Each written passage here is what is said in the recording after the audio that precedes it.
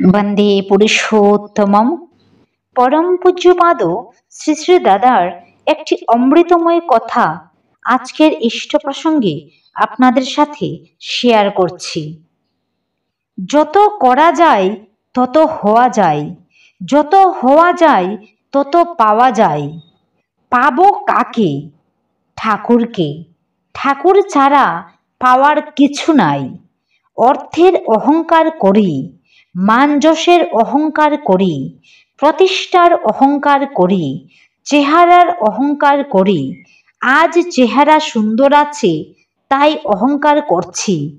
কালকে যদি আমার স্মল পক্স গুটি বসন্ত হয় তখন চেহারা বিকৃত হয়ে যাবে।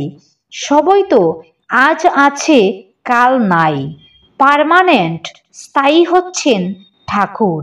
তাই ঠাকুরকে ভালোবাসো, তার হও, ঠাকুরের হয়ে ওঠো।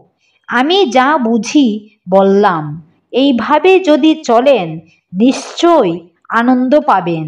সবাই এইভাবে চলে আনন্দ লাভ করুন। সবার আনন্দে পৃথিবী আনন্দময় হয়ে উঠবে। হিংসা, মারামারি, কাটাকাটি সব থেমে যাবে। ঠাকুর প্রতিষ্ঠার জন্য জীবন প্রাণপাত করুন। তার জন্য কষ্ট করার মধ্য দিয়ে জীবন সার্থক করুন। জয় গুরু।